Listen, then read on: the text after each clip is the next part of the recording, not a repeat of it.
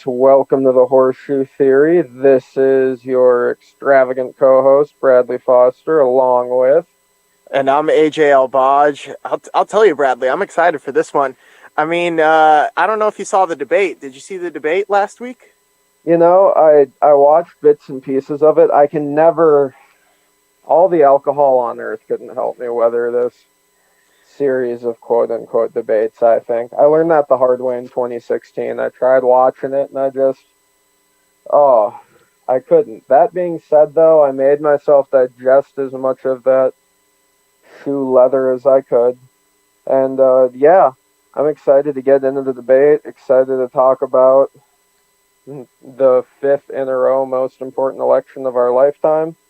And, Yeah.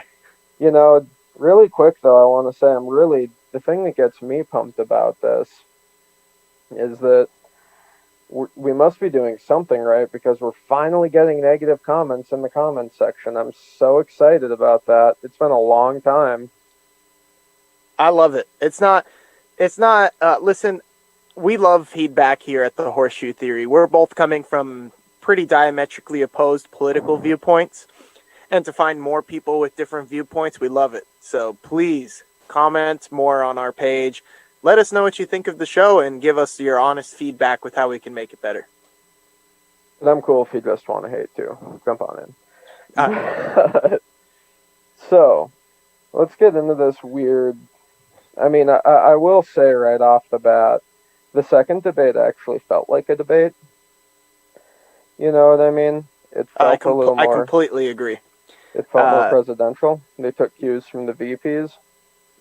I completely agree. I mean, for you, it was your birthday, right?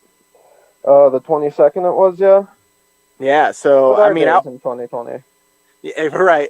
I wouldn't have watched the debate for my birthday because I probably would have been already drunk before the debate. But luckily, during the debate, that if you were drinking to every time they said China, you were blacking out by the end because it was almost every answer, almost every question mentioned China. Yeah, state of the times. I think there was one point where Joe Biden, not even, Donald Trump China, but Joe Biden said in a sentence China 4 times. So it was a tough sentence, man. Oh, let's not. Be honest. Has there been many times where you've heard Biden or Trump speak where you've had the thought that that was an easy sentence for them? Because it's been a hot minute on my end. Yeah, no, that's a very good point. But I meant it was a tough sentence for my beer that was being drank. But I mean, it really spoke to, and I said this on one of our previous shows, that I didn't think the Trump campaign would agree to having a mute button, and they technically didn't. So for those that might not have watched the debate, so what I believe why the debate went so well in terms of actual professional looking politics and something we don't need to be ashamed of was the opposing microphone was automatically muted for the first response to the moderator's questions. So they actually got 2 minutes uninterrupted to respond. And I think just like the threat of the mute button really kept down the possibility of interjections. And, props to the Trump campaign for agreeing to the mute button because Trump didn't want to. He tweeted that he didn't want to have the mute button. And he didn't want to have the mics muted at all the day of the election or the day of the debate. And it seemed like he might have pulled out at the last minute, but they ended up going through with it. And I think it was better for our society to watch that and go, wow, these debates are boring. Well, wouldn't it be nice to have more of these? Yeah, an actual debate. Well, the one thing that I gotta give, especially the Trump campaign, a lot of credit for, and honestly, this might even be a Donald Trump thing, but I think that they understood very well. Trump's already been the center of conservatively 12-15% of the memes that have been produced since late 2015. This man has cornered himself a section of the meme market, okay? And I think he understood extremely well that there's no easier way to become one than, you know what I mean, blabbering on when no one can hear you. Nothing but an opportunity for people on the freeze frame. Yeah, totally agree. So that was kind of the talk about the format. Do we want to talk about the content? I didn't really think there was anything new or especially exciting for me as a bona fide progressive, someone that thinks that climate change is really going to affect us moving forward. The fact that Biden talked about doesn't want to ban fracking, which, in my opinion, we should have that on the table.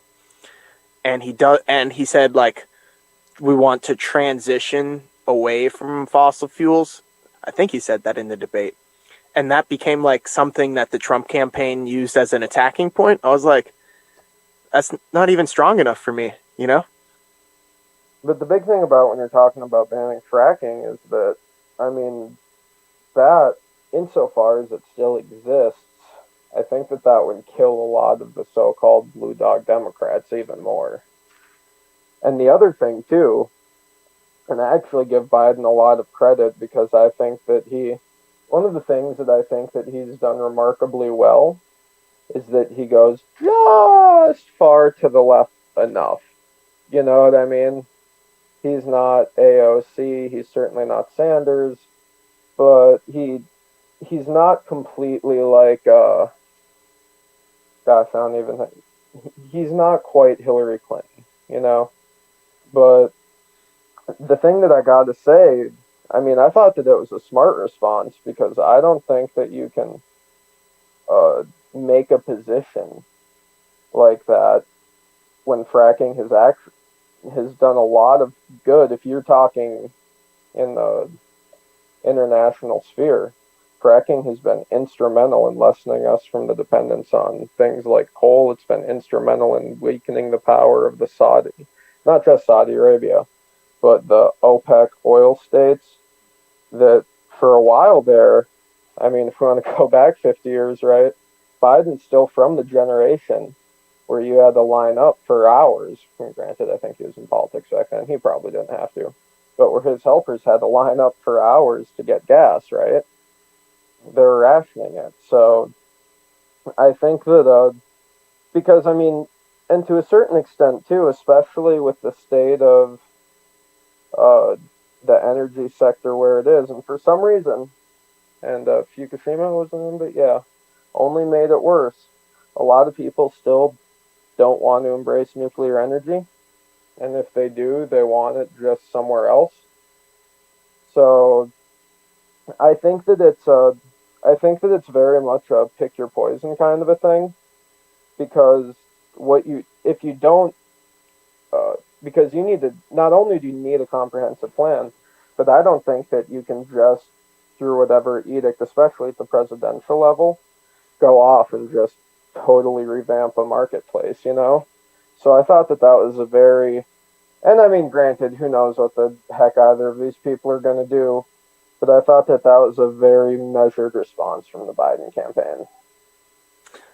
Yeah, but you know, I spoke as the way I feel as a progressive, so I'm not saying that it's smart strategy or because I do agree that electorally it would make more sense to not say that you want to ban fracking because there are, you know, votes that you need in certain states, especially when Texas is in play. You don't want to say, you know, I want to ban fracking, which would really cripple the Texas economy. So for me, I understand it electorally, but as a progressive, I'm just like, ugh, like the clock is ticking, y'all, and we're over here just like not caring. But what did you think was the most notable actual policy substantive talking point that was given during the debate? The most substantive policy. Well, first off, I want to say I thought that the moderator did an excellent job. I thought that that was. I really want to reiterate how much that made me feel like I was actually watching a real debate. You know what I mean? Yeah, So I was huge ups to all of that. Uh, I think the thing that, well, I guess, so to me on a personal level, I was really interested in how they talked about actually brought up the children at the border thing this time. That actually got some words in, you know what I mean? Uh, Obviously Trump Yeah, went right back to the build the wall, which is never going to happen. But to me personally, the children at the border, in general, it's like you said earlier, China was brought up. Hopefully, no one's playing that particular game while they listen to our show. But China was brought up a ton over the course of the debate. So I think that the emphasis on foreign policy and really kind of interwoven with that, just the whole, you know, uh, coronavirus thing, I thought was like where I saw the most meat, so to speak. yeah. I mean, I liked that they brought up the the family separation, but I don't know if it was Biden or the moderator. They missed layups on those, right? A follow up would be, do you ever plan on getting those documented 545 children that right now we don't know where their parents are? Do you plan on ever getting them back with their parents? And then also, no question again, just like the last debate, on the forced sterilizations that happened at these tent camps, at these tent cities. So I'm right there with you. I was happy that they actually talked about it, but maybe it's just because I'm not the average voter, so that's why they don't ask about forced sterilizations, because the average voter cared more about the family separation than the forced sterilizations. No idea why, Hmm. That but who sounds like knows? a that sounds like an old Lee Guthrie song. uh, Right. you So know, uh, la- let's do one more talking point on the debate, and then let's talk about the election, because the election, as everybody knows, is a week away. So who do you think won the debate? well, I think one is a really, I mean, what's the definition of winning here, right? That's a relative term. In terms of looking like an actual, I think that a big winner in part was Trump because he actually he kind of looked like an adult for most of it. You know, he, I mean, you know, I don't think that I'll ever be able to, I, I guess that he looked very presidential, which was, at least for the most part, which I thought was a big winning point. That being said, though, well, the other thing too is that I think that, and I don't think that it'll be enough for him to overcome. I think that Biden wins, and I think that he wins relatively convincingly at that. But I think that Trump's kind of riding a mini wave. I mean, certainly not enough to catch up to Biden, but these emails, which we've talked about before, and the controversy around them, you can't say that that's hurt the Trump campaign. You know what I mean? Uh, Polling indicates that he's doing better in Florida. Do I think it's going to be enough to save him? No, but I I guess I agree with the analysis, and this is not me as a not me as how I view things, but just kind of analyzing it. I think that he did a lot to. I don't even know if it was so much to sway undecided voters, but Trump might have done well enough to keep some people home that would have otherwise voted against him. I guess. I, I thought that as far as that might have been the best debate that Trump ever did, as far as actually being a substantive debate. You know. Yeah, sure. I agree with that. Yeah, and to talk to your first point about, what is winning in a debate. I've been saying this for years. Like the point of these presidential debates is not to win. And the idea that there has to be a winner in these debates is, in my opinion, really toxic to the election. Because saying that there needs to be a winner out of the debate really makes it seem like it's a sporting event when it's not. It should be chance for the American people to listen to politicians talk about policy and debate policy in front of each other in a live setting. But that's, this is America and everything's a competition. Unfortunately, our politics is everything is a competition as well. And the media just, I think it's easier for them to say, well, who won the debate? The first televised presidential debate, that was Kennedy Nixon, where Nixon just sweated the whole time, right? And I think since then, where it As was like was his very personal policy. right.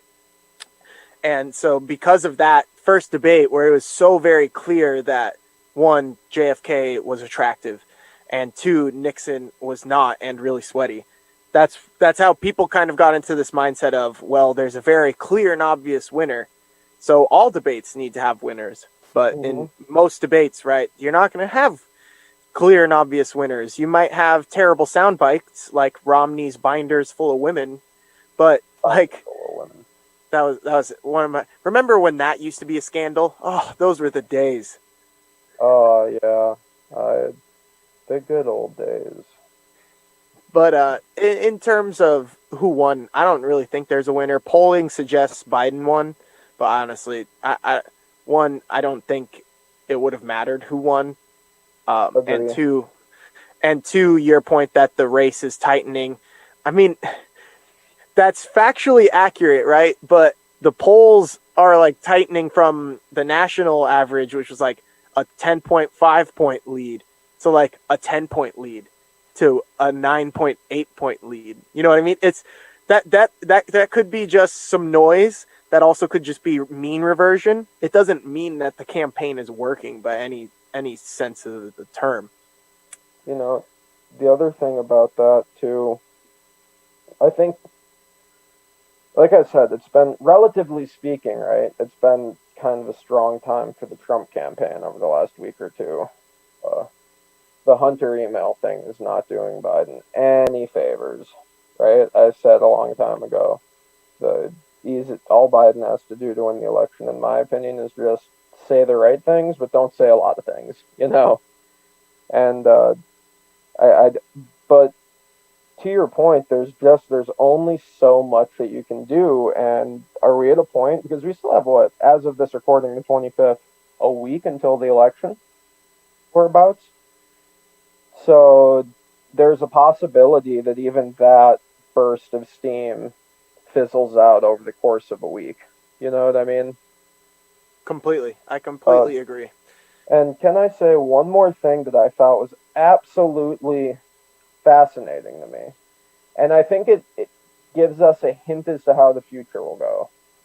Uh, my one thing, Bradley's reading through the tea leaves moment, is that neither of them said that they were going to shut down or lock down the country. And furthermore, I think the WHO recently said that lockdowns weren't recommended for combating the coronavirus epidemic unless as a last resort. So I think that whatever happens in 2020, well, whatever happens in a week or so, good God, a week or so, huh? I really do think that, how can I put this?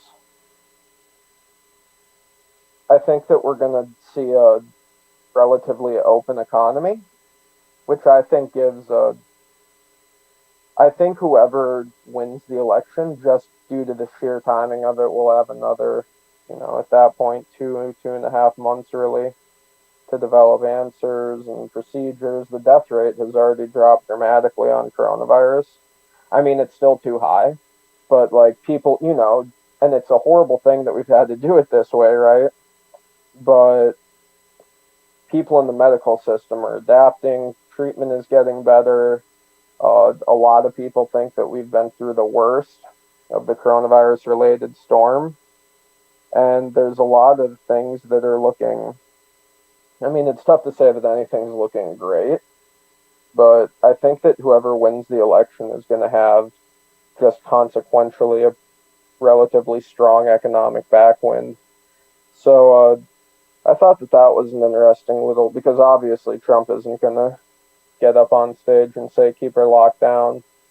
Hell, there's a Republican in Indiana, Holcomb, who very well may lose. I don't know if he'll lose. Who knows what's going to happen? I'm not even a resident of that state.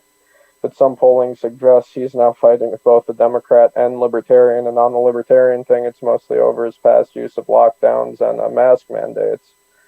So, Trump's not going to say that. But uh, I thought that it was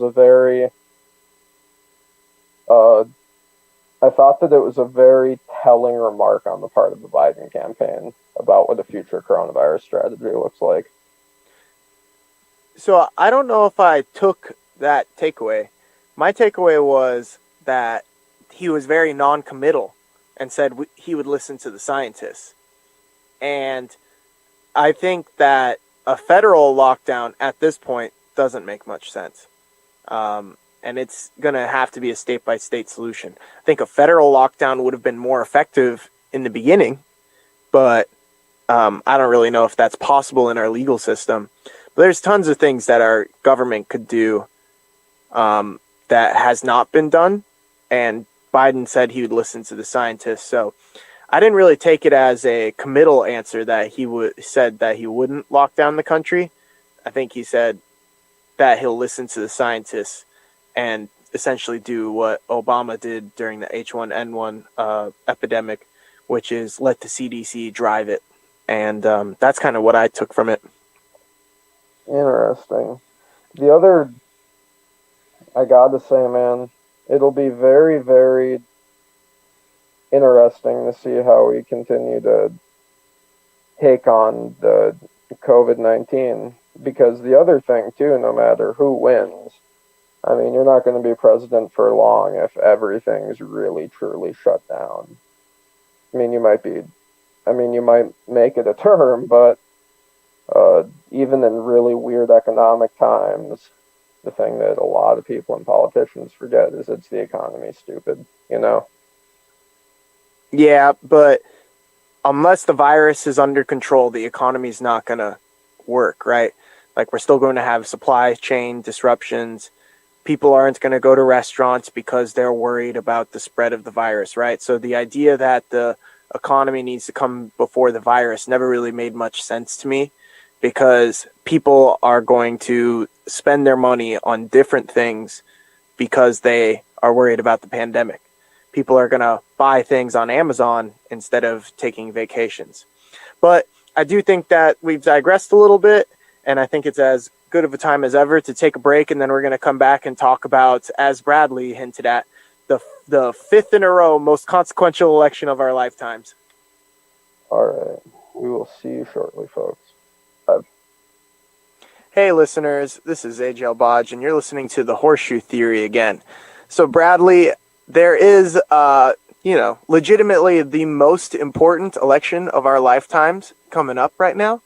Let me know if you think this is hyperbole, because I think it's a little hyperbolic, but this is coming from one of my friends who is not an American, who is just watching this election very nervously. He said that this is the most important election since Hitler 1938 for the world. What do you think? Well, I certainly think that that's ludicrous. Firstly, firstly, because I know that it's a tense time in our country. I know and understand that. But I've said this before. Things are relatively good right now. We're not staring down nuclear Armageddon like we were with a lot of other presidents. So I'll tell you what, I sure as heck wouldn't want Nixon in office during the Cuban Missile Crisis, you know. So I think just on American elections alone, you could make the argument that through the arc of time, we got pretty lucky throughout the Cold War, and but and the other thing too, I think it's definitely the most important election of our lifetimes. But I think what's so fundamental about this election, I've said it once and I'll say it again, it's the symptom rather than the cause, you know? Sure, I buy that. And of course, when you say our lifetimes, what's the length of lifetime here? Because we're young, and I would agree that it's the most important election of our lifetimes. But whose lifetime are you talking about here? Are you thinking that this is the most important election in like 40 years? Well, and a lot of this, I guess, is how you want to define it. But you could sure make the argument that, I mean, heck, you could say that, I mean, certainly I think that JFK versus Nixon in 19, is it 60, 62? That was 64, I thought. Yeah, yeah. When I think that that was more important. I think you can make the argument through the long stretch of time that Richard Nixon's election is definitely more important. Not even necessarily, right? I mean, obviously Watergate was big, but Nixon opened a lot of stuff up with China. And in the long run, I think that you can't underestimate how important that is. But certainly, I'll say, certainly since Reagan's second term at least, because his first term, I mean, it wasn't like a close election or anything like that. But I think that, I mean, Reagan was so consequential in the United States, right? I guess I don't know if, when we look back in 10, 15 years, if Biden or Trump would be that consequential in terms of like being able to enact long-standing policy. But I would certainly say, if you want to round it out, about 40 years, yeah, the most important. Yeah, I agree. I think 40 years is a pretty decent mark. Yeah, there are presidents that have done more substantial policy, and you mentioned Nixon. I always like to throw this in for people that think Nixon's a bad guy. He's one of the few presidents to protect the environment. Now he was forced to by public will because a river was literally on fire, and that was such bad PR. But Nixon did sign in the Clean Water, Clean Air Act and created the EPA. So if you're an environmentalist, as I am, you can't really hate Nixon, which is, I always find that to be so funny in the grand scheme of things about the Nixon presidency. And But if you're a farmer, on the other hand, who had his slough, I think I'm pronouncing that right, little bits of water on his land, regulated by the feds for a while. That's another reason to hate Nixon. So whichever end of the EPA you're on, Nixon, it's weird because it's not the side that you think you would be on, but there he is. right, right, especially like considering the how Nixon helped shape the modern GOP. I always find it to be so hilarious in discussions because some people are like, "Oh, come on, is Nixon was Nixon that bad?" And I was like, "Well, for me, not really, because he protected the environment. So like, I can't even say he's the worst president because he's not, even though he's been impeached and had to resign before getting removed from office." But yeah, I agree with the this is the most important election, definitely in our lifetimes, and probably most millennials, definitely most millennials. This is the most important election of our lifetimes.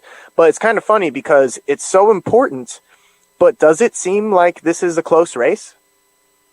Oh, I don't think that it's going to be. I mean, like we discussed earlier, Trump's definitely gotten a break in the last week or so, whenever the couple of weeks with the Hunter email laptop scandal. But I really don't think that it's going to be that close all over the place. What I look at when I look at the polling numbers, I mean, Trump's down 5 points as of October 21st in Pennsylvania. He's down 7 points in Michigan. He's down, he's down 3 points in North Carolina, right? Down about the Yeah, same in Arizona. 6 points in Wisconsin. He's barely winning Iowa. What that kind of tells me is that I think that his base is still there and still fighting for him, but I really do think that I I think that Trump has hardened his supporters, if that makes sense. And so I really do believe that he's kind of, because there's a whole lot of people that are just voting not only because he's like just a Republican, but the biggest single issue things in America are being pro-life or pro-choice. A lot of evangelicals, but I think that Trump, especially with the coronavirus response, it's I don't know, and I haven't heard too many stories of people that kind of like Trump. You know what I mean? Or that kind of don't like him. It's very strong one way or the other. yeah, he's definitely a polarizing figure. he wanted to be a polarizing figure, right? Like it's not as if he didn't come into the campaign with very polarizing statements and continuously making a very polarizing campaign. And this is kind of the logical conclusion of that for 5 years, right? Mm-hmm. Um, People really thought that Trump was a moderate next to Hillary Clinton, because everyone thought Hillary Clinton was so far to the left. And now what we see again is it's frustrating to me as a progressive, but it is the reality of the American electorate that the moderate candidates generally have wider support and wider appeal. I think it would be a much more interesting election without coronavirus.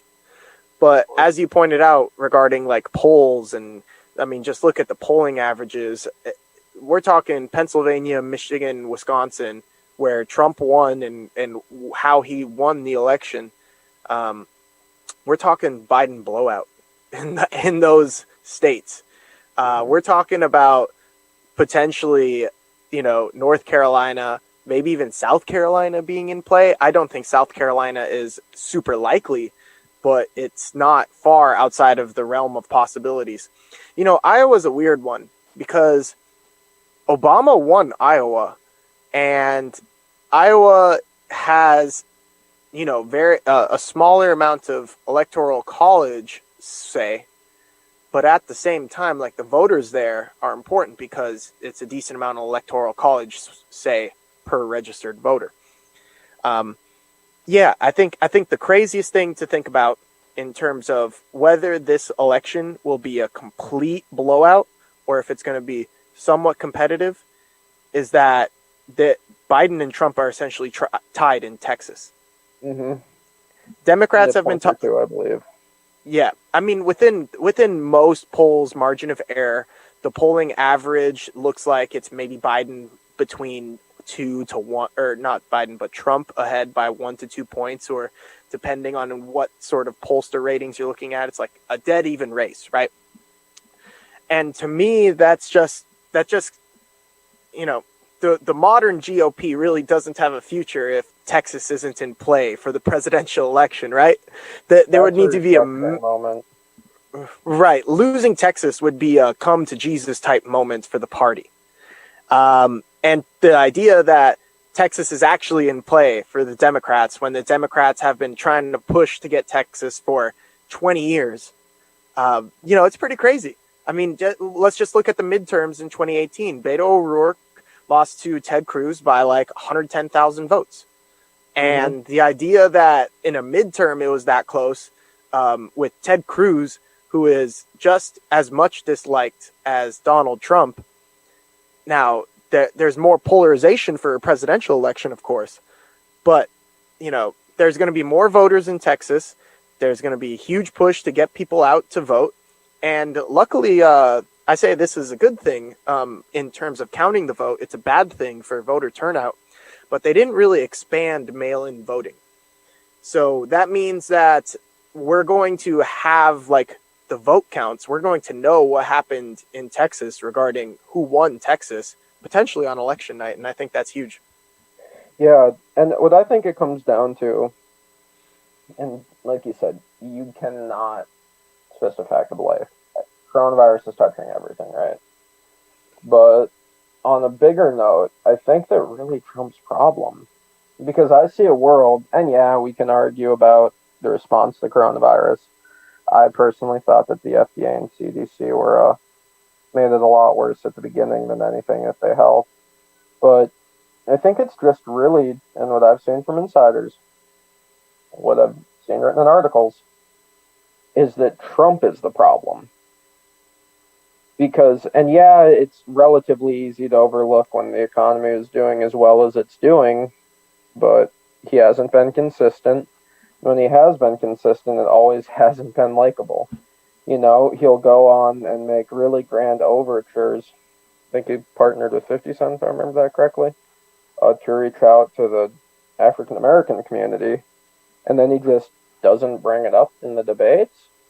He seems, and not to mention, he's just so crass and rude, and I really think that if you're someone, especially someone that's a single issue voter, I mean, that might just be enough to, you'll go write your dog in, even if you don't want to vote third party before you vote for someone like that.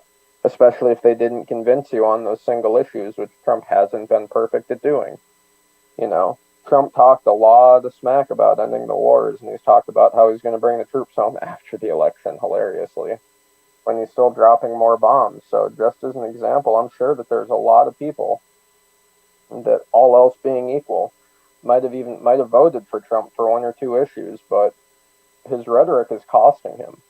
And I think that if Donald Trump just learned how to socialize properly, I think that it would be a much different scenario.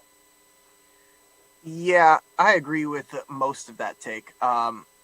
Trump's rhetoric has definitely turned off suburban women, and that's where we're talking about blowout territory.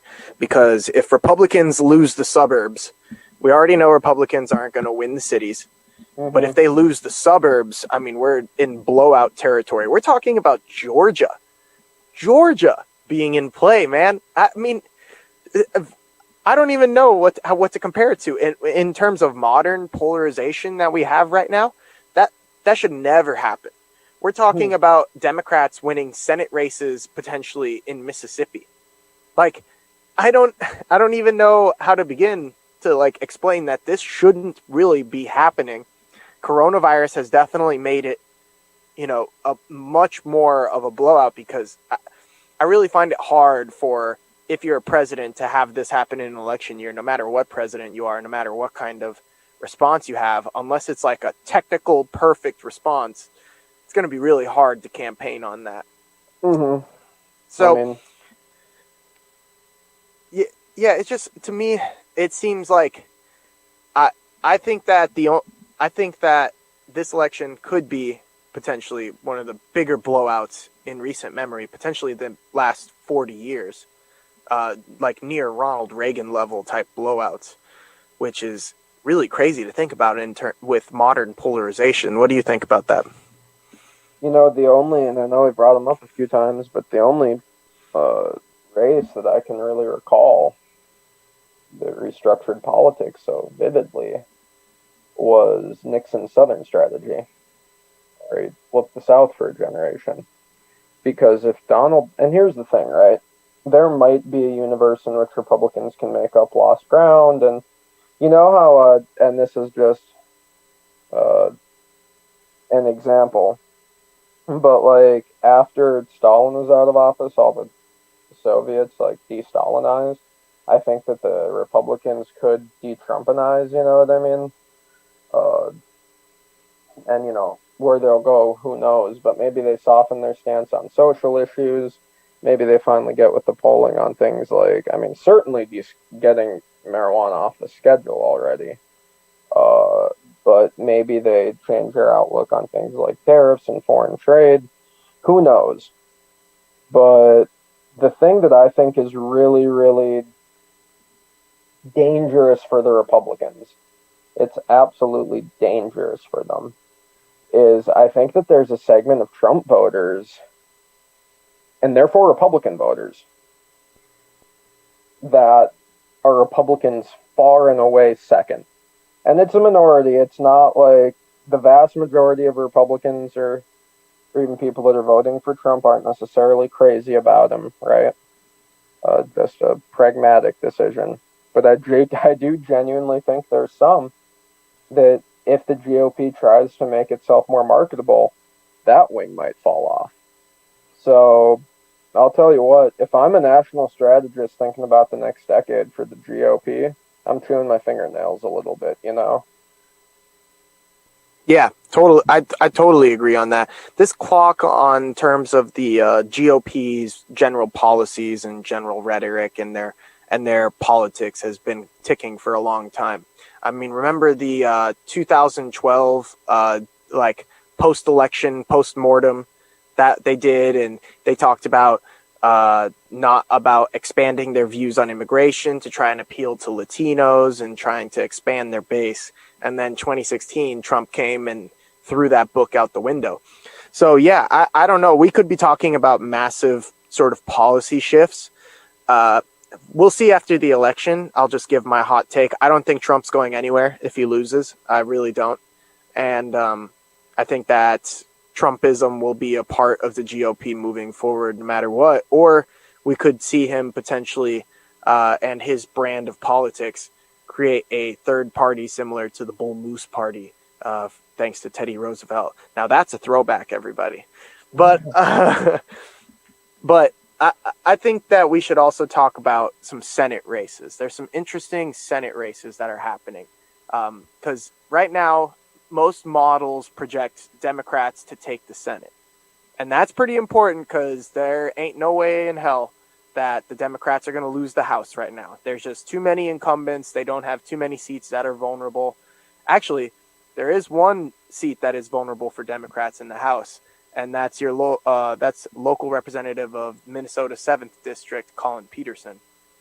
But in general, it feels like Democrats could take the Senate, and then they would have all three branches.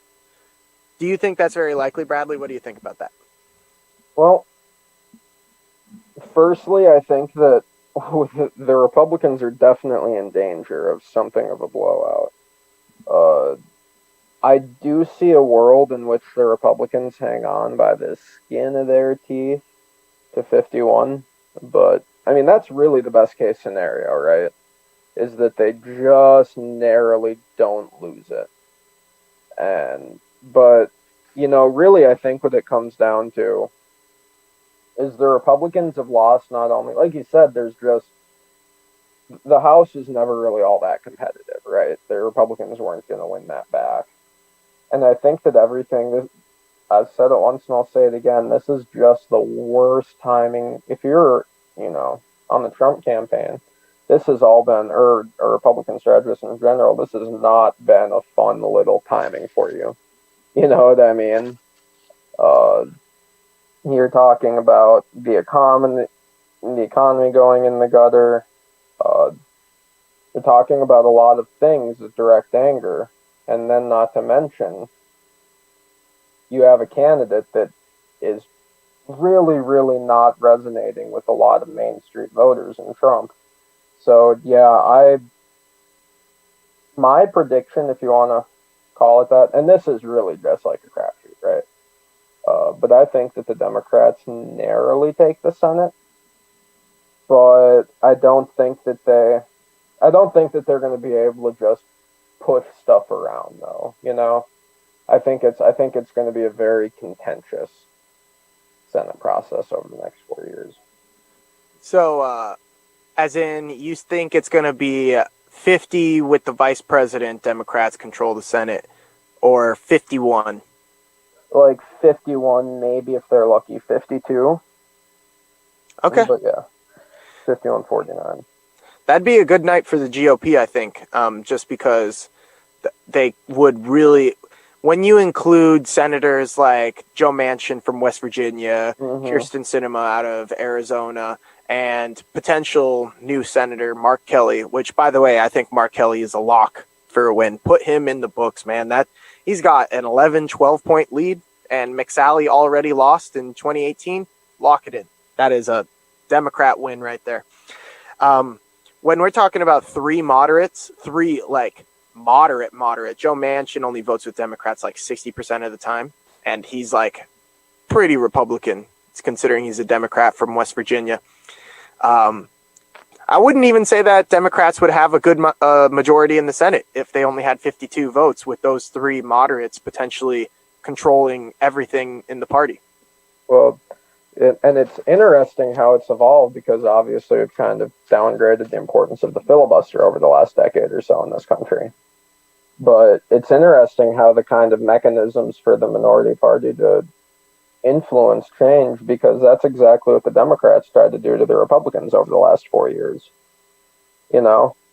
Prey on those moderate Republican senators. Yeah, but it ultimately didn't make a difference.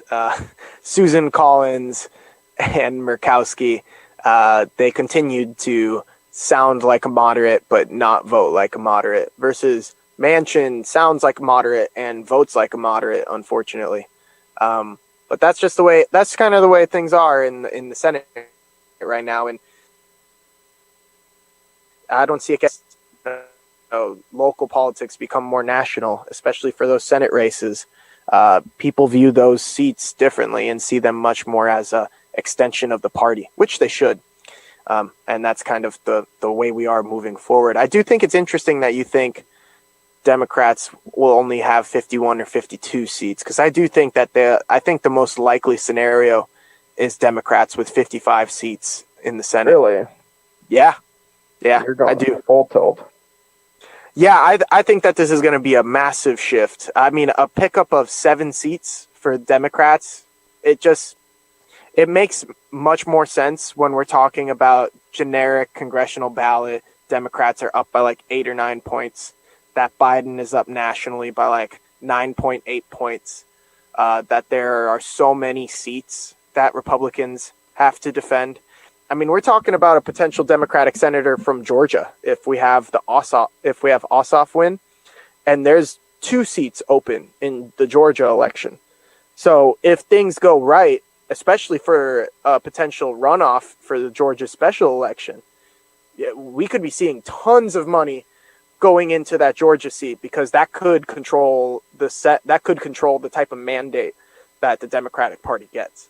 And if we've learned one thing, it's that Democrats have been giving lots of money in this election, and runoff in Georgia that they think they could win, if a Democrat wins one of the other seats, that's going to get a lot of money. Mm-hmm. Well, although I think here's the other thing that about when you're trying to forecast the Senate. A lot of people think that Trump won in 2016 primarily, or at least partially, because of people that wouldn't say on the phone with their spouse or their kids in the room that they're voting for Trump, but once they got into the voting booth, they voted for Trump, right? That was a huge factor. And I don't think that we'll see anything close to that, but I do think that there's a lot of people out there. I wouldn't even necessarily say a lot, enough to have an influence that are going to, a lot of people say that I didn't leave the Democratic or Republican Party, it left me. Uh, I, I do think that the Republicans have enough inertia to just avoid totally, because, I mean, a total blowout, they got to go, and that's back to the drawing board time as a party, you know? Yeah, I don't think the GOP would do that personally. I would see them doing a post-mortem just like they did in 2012 with a bunch of recommendations, and that not happening. I think it's much more likely that they release like a post-mortem and then you see a Donald Trump Jr. candidate.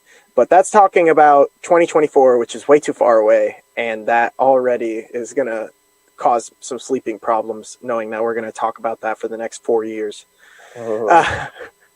If it's not one election season, it's the next one. And if you're a person like me who likes watching prediction markets, they're already placing bets on who's the most likely Republican nominee in 2024, even who's the most likely Democratic nominee, because there's no guarantee that Joe Biden wants to run in 2024. Mm-hmm.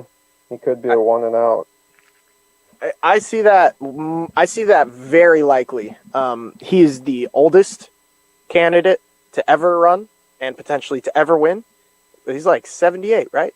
I thought he was in his 80s. He's an old man. I'm not entirely sure. We're talking about someone that's going way past anything we've ever seen for holding that much power. And he's 77. I stand corrected. 77. I was close. You know, eight years of Biden, he's going to be 85, 86. I just don't see that possible. Feinstein is like 84, and she is a walking corpse. Yeah, it's a high-stress job, too. Right. So, you know, we're going to be doing 2024, and it'll be much more like a open seat in a Senate race versus anything we've really seen in a long time. The one thing that I think that we can all agree on, though, is And this will be important, but I want to make a little projection. Regardless of who wins, oh, whereabouts by the next summer, things are going to be, I don't know what normal looks like, but I think that we're going to simmer down a little bit. Whether we get a vaccine, whether we make a breakthrough treatment and coronavirus, uh, I mean, hell, whether some new revolutionary innovation comes along to start off the new decade. But I do think that this might be one of those different presidential elections where the support for the winning party is even stronger in the midterms. I think that whoever wins in 20 is going to pick up seats in 22. Now that's a hot take. I like that hot take. I like that. That's a good one. We should definitely discuss that in a future podcast. We should. I got one more question and one more topic. I really want to talk about this because it is important. But listeners of the show, be prepared for on election night to potentially stay up really late and not know who the winner is for a couple days. Don't lose any sleep over it because we might not know who wins. I'll explain real quickly why I say this. If it turns out to be a closer race, such as Trump winning in Florida, Arizona, Texas, North Carolina, it's going to come down to 3 states that I wouldn't expect them to have results on election night. That would be Pennsylvania, Michigan, and Wisconsin. Both of them have really expanded mail-in ballots versus anything they've ever done before, absentee ballots, mail-in ballots, whatever you want to call it. Their systems aren't really set up for the high increase in those type of ballots. And they also have limits on how early they can start counting those ballots. So I would fully expect that if it comes down to those 3 states, we might not know for a week or more. If Pennsylvania is really close, we're talking about litigations in the state Supreme Court or Supreme Court similar to the 2000 election where they're arguing about which ballots should and shouldn't count. I don't think it's above 50% chance, but I do think this possibility does exist, and I want our viewers to be prepared for it. What do you think about that, Bradley?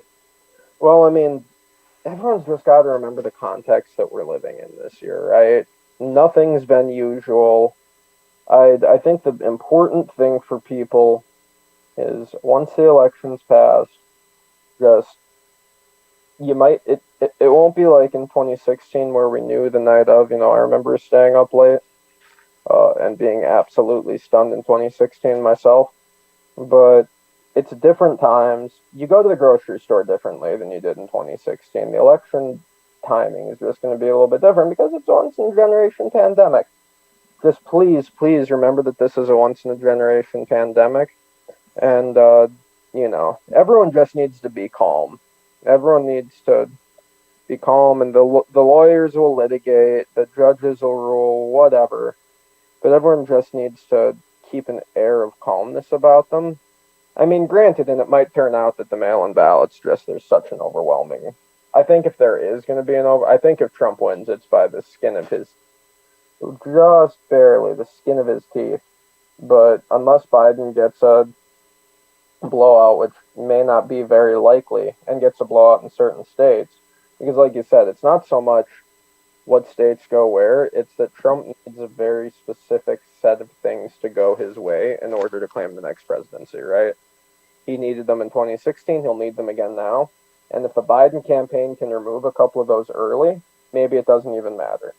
But in the event that doesn't happen, everyone just needs to relax, watch football for a couple of days. I don't know.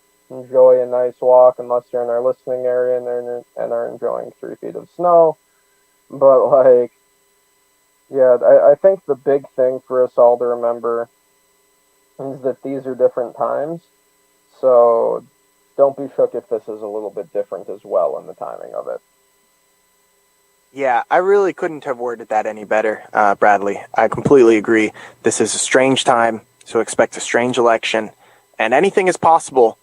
And you got to remember that extremely unlikely events are not impossible. They're just extremely unlikely. So it could happen, and that's something that people need to remember. But by the time you'll be hearing this, it'll be shortly before the election. Remember that if you haven't voted yet, you need to go and vote. Please vote. As we've said, this is the most consequential election in our lifetimes.